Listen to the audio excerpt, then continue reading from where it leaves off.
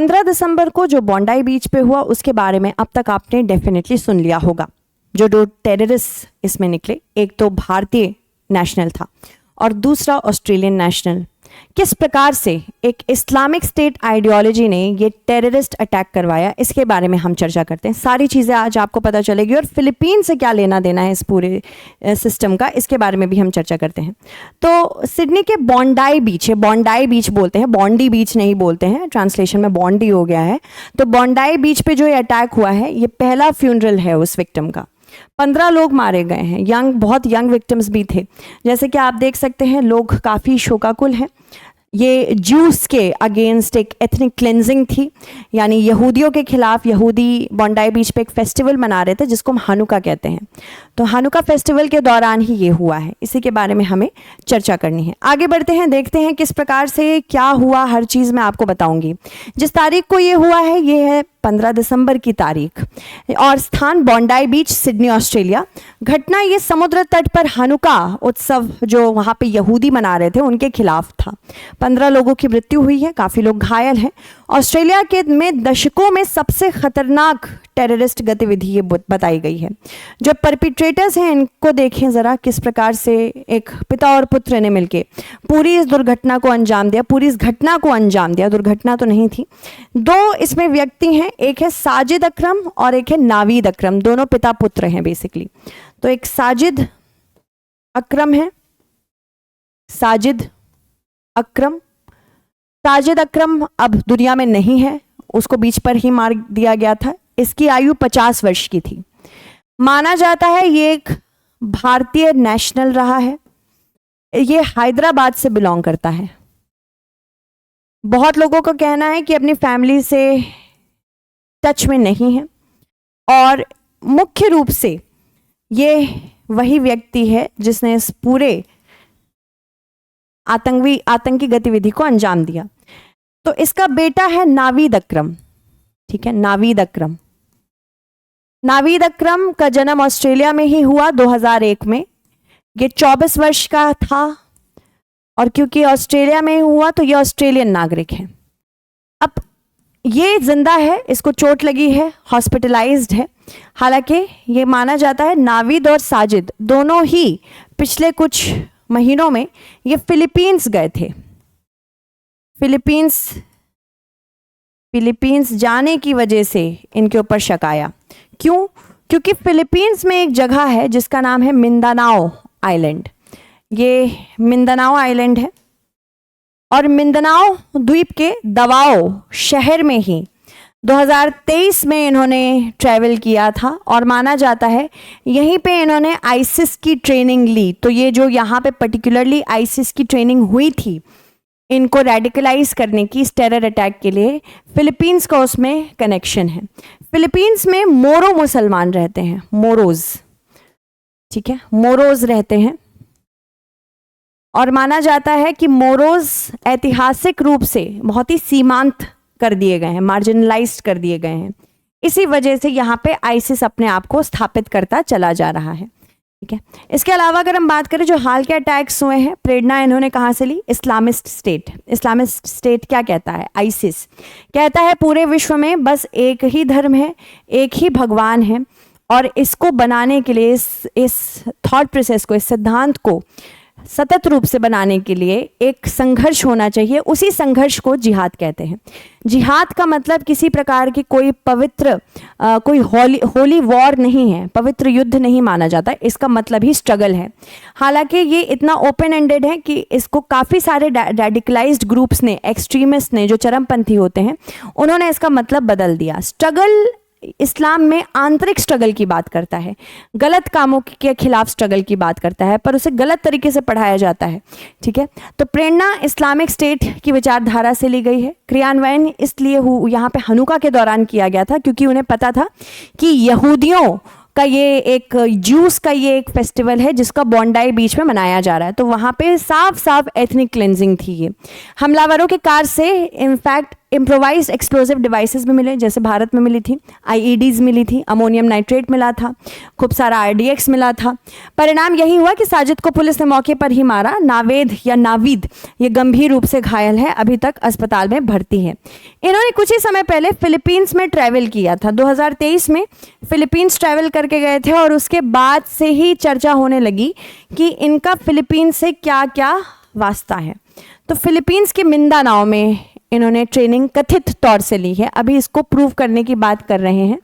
Philippines में ये 2023 में ट्रैवल किए थे और साजिद ने तो इंडियन पासपोर्ट लगाया था। 2023 के माना जाता है कि मिंदानाओ के दवाओ शहर में इन्होंने ट्रेनिंग ली। मैंने आपको दिखाया मिंदानाओ ये दक्षिणी द्वीप है, किसका? फिलीपींस का। यहाँ पे फिलीपींस में 94 से 96% कैथोलिक क्रिश्चियंस रहते हैं और अगर हम बात करें 6 से 8% ये मुसलमान, मोरो मुसलमान यहाँ रहते हैं और ये काफ़ी सीमांत हैं, यानी कि इन्होंने काफ़ी दुख देखे हैं। अगर हम बात करें जो हिस्ट्री रही है फिलीपींस की, 16 से लेके 19वीं सदी तक स्पेनिश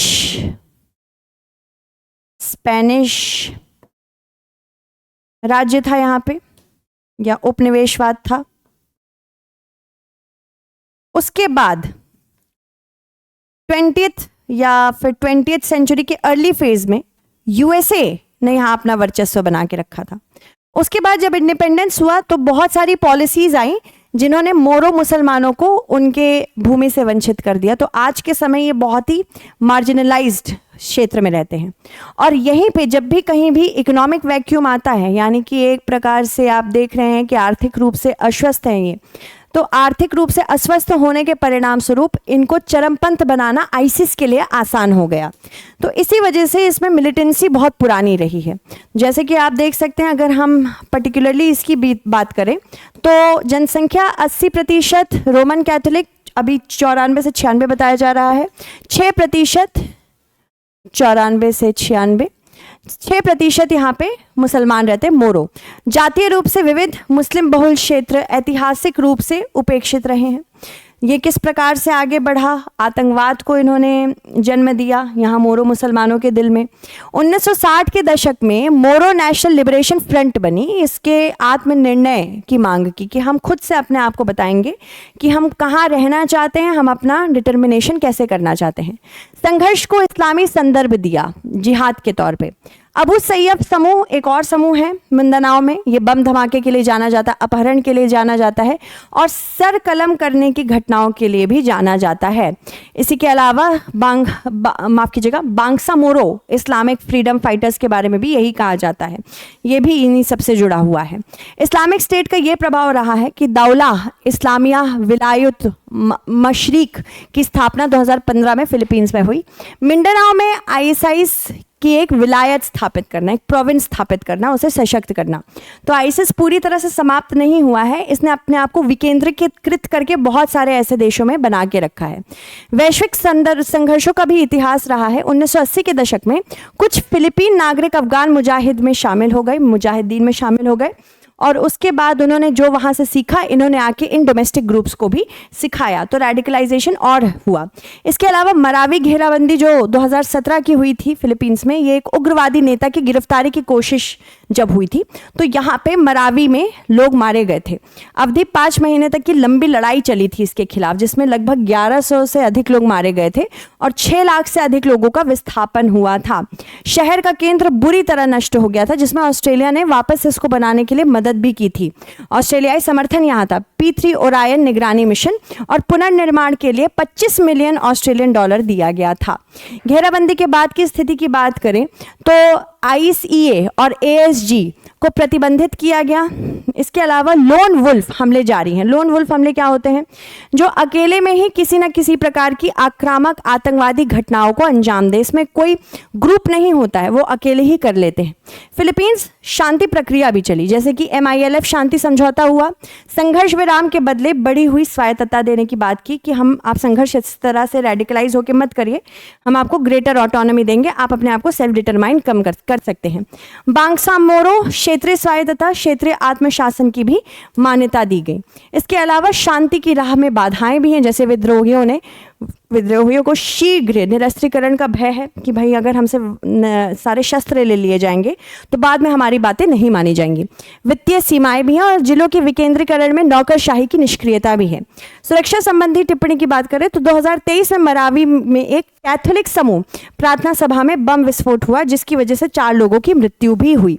इसके अलावा अगर स्ट्रेटेजिक टेकअवेज देखें तो मिंडानाओ में उग्रवाद की गहरी ऐतिहासिक जड़ें हैं जो उपनिवेशवाद से कहीं ना कहीं जुड़ी हुई हैं। वैश्विक जिहादी प्रभाव की बात करें तो आईसिस से प्रेरित गुटों की स्थानीय असंतोष को व्यापक इस्लामी विचारधारा में समाहित किया। यानी कि किसी लोकल एरिया में अगर आपको वहाँ के लोकलाइज्ड प्रॉब्लम्स हैं उसको उग्रवाद में बदलने की जो वो गैप्स उन्होंने देखे कि ये तो बेसिकली एक ऐसा समूह है जिसको आर्थिक रूप से ये सशक्त नहीं है, सामाजिक रूप से सशक्त नहीं है, इसको इज्जत नहीं मिलती, तो उसको रेडिकलाइज करना आसान हो गया। ऑस्ट्रेलिया की भूमिका की बात करें तो खुफिया सहयोग ऑस्ट्रेलिया ने दिया है फिलीपींस को, सैन्य सहायता और आतंकवाद रोधी साझेदारी भी की है। अब चुनौतियां क्या क्या हैं? अकेले हमलावर, लोन वुल्फ पॉलिसी, आतंकवाद का गरीबी और अवैध गतिविधियों से जुड़ाव है, यानी कि अगर गरीबी है तो आतंकवादी बनाना आसान हो जाता है उस गुट को। क्षेत्रीय स्वायत्तता से कुछ राहत मिली है, लेकिन संरचनात्मक समस्याएं आज भी फिलीपींस में हैं। इस वजह से इसमें से आईसिस को निकालना थोड़ा कठिन हो रहा है। ठीक है everyone, so thank you so much for watching the class. अच्छा लगा आप लोग एंड तक बने रहें। चलिए फिर हम कल मिलते हैं, तब तक के लिए धन्यवाद।